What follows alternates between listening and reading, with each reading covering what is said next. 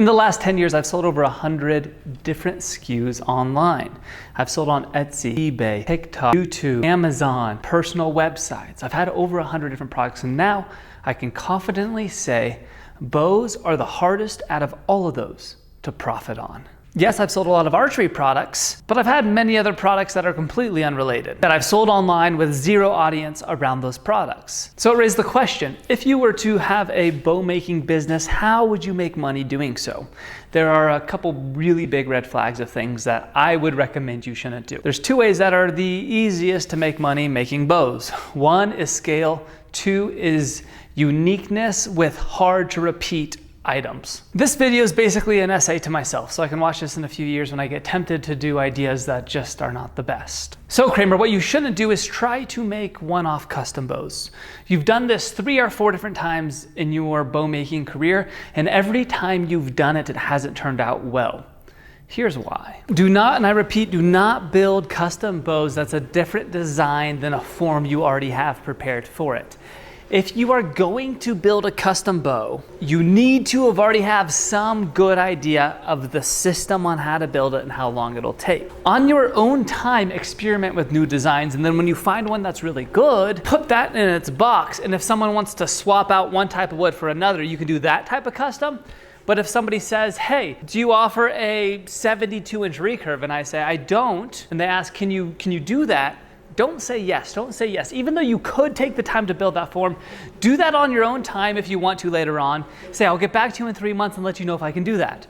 But don't take that order and take their money and then have that burden to do your testing, because what I've learned is you will not make any money on that bow. Generally, there's too much testing that needs to go on, and you haven't confirmed that the design is good.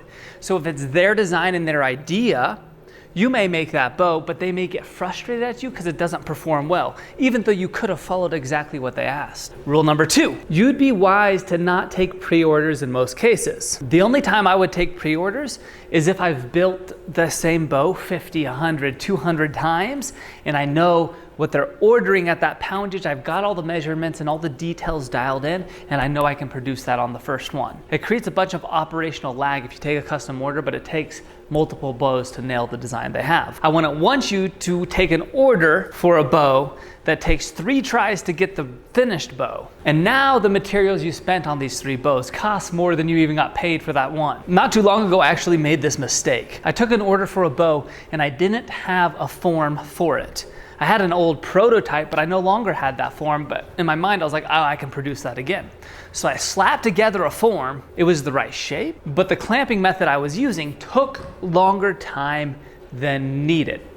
On this specific build, they wanted clear fiberglass so they could see this beautiful wood underneath. I've actually got it. I mean, check out this black palm. Isn't that awesome? But the problem was that the glue up took me too long because I didn't take, if I would have built a proper form, it would have been what?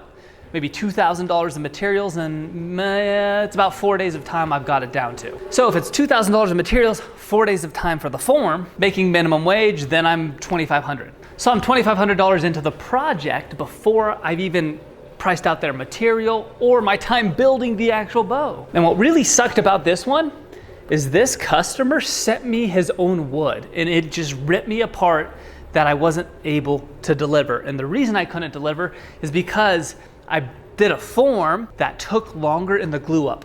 And with EA40, the pot time is like 40 minutes-ish. And so the glue started to harden before I had it completely cured. And this is his wood, and there's a tiny, tiny little air gaps because I didn't get enough clamping pressure on soon enough before the glue started to harden. So even though I can finish this bow and it's gonna shoot good, there's some air bubbles in there.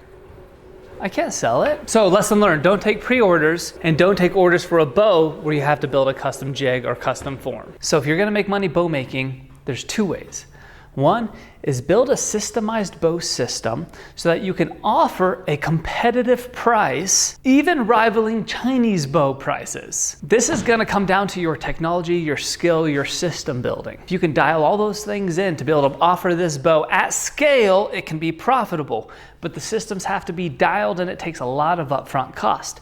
The second way you can make money bow making is to build wooden bows. I want to go into fiberglass bows, but you can build wooden bows. These are hard to mass produce, so you can use your tailoring skills, you can use your detailed skills to make a really good wood bow. You can build the bow in about a day and sell it for $500 to $800. Next, I would recommend building the bow first, then selling it instead of taking the order. Because what you can do when you build it first is you can sell it as it is when it's finished. What I mean by this is sometimes it's hard to hit the exact draw weight.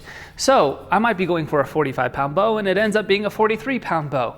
Well, if this was a custom order, I can't sell this to the 45-pound guy. But if I will go ahead and build this bow, list it for sale, that same person might purchase it. And once it's ordered, there's no burden on me to make it. This allows me to make bows with more creativity and more passion than feeling like it's a burden to build the bow. Hickory self bows are extremely predictable. I think you could make a really good hickory self bow and sell it for $200 to $300.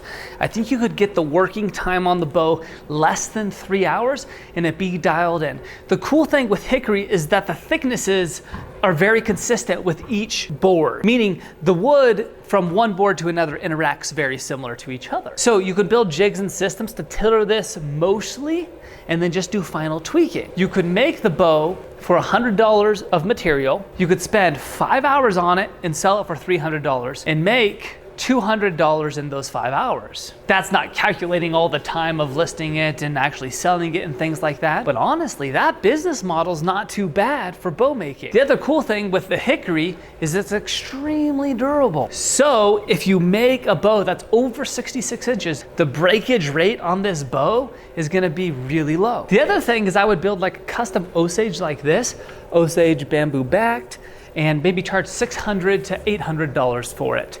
It's enough you can still make a profit on it, but it's not so much that the refund rate's gonna be really high. What I've discovered is anything over $1,000, the refund rate skyrockets. Like if you're $950 versus $1,050, it's a ridiculous difference. I've been trying to figure it out and I think it's emotional.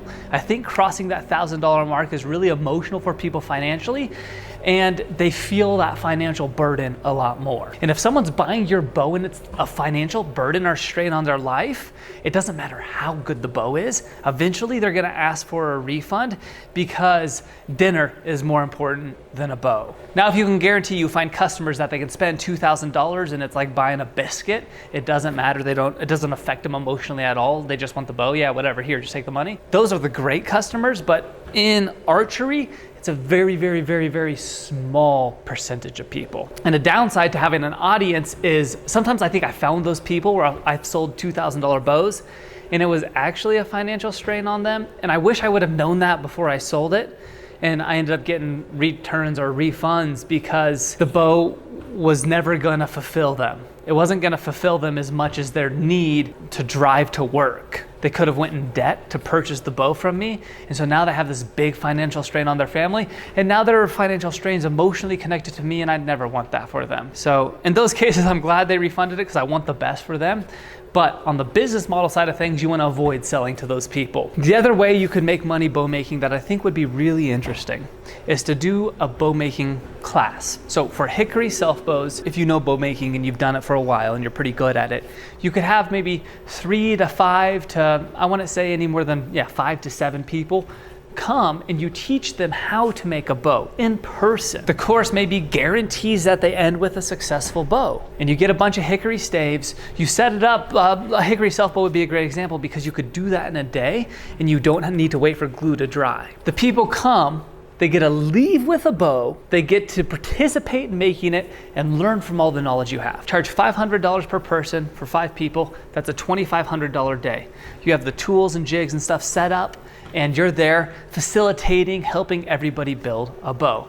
That could be another way you can make money bow making. So in the end, I'd say if your goal is to make money, bow making is probably not the best path.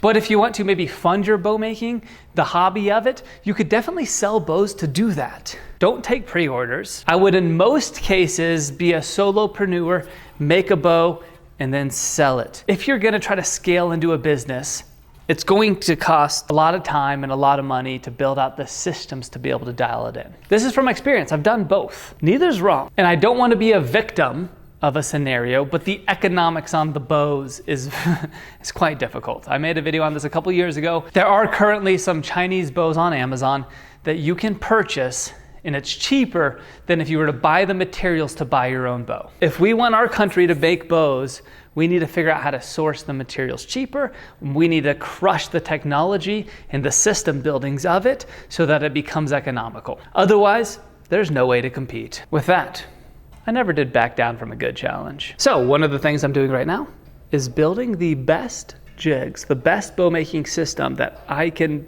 possibly produce. I am going to once and for all prove that it's possible to provide an amazing bow, unheard of, for the cheapest price. The cheapest custom 3-piece takedown bow in America. I'm gonna build it. I'm gonna offer it. I'm gonna take care of the economics. I'm gonna figure out how to build this and solve that problem for you. And worst case scenario, I get through this and say, it's impossible. It's not profitable. Best case scenario, we pull it off. We make an economical way to build an amazing custom bow that would be the cheapest one you've ever seen. You'll buy it, you'll tell your friends about it, it'll be in Cabela's, it'll be in Shields, your local archery store will hold it and keep it. It'll be everywhere. The world will see this bow. I'm on a mission to build this bow. This right here was my grandpa's bow. My grandpa passed a couple years ago. And he's the one who got me into archery. He taught my dad compound, and he helped me shoot my first traditional bow. I'm building this bow and this system in memory of him. I want to make him proud. So, the style is designed off of his bow.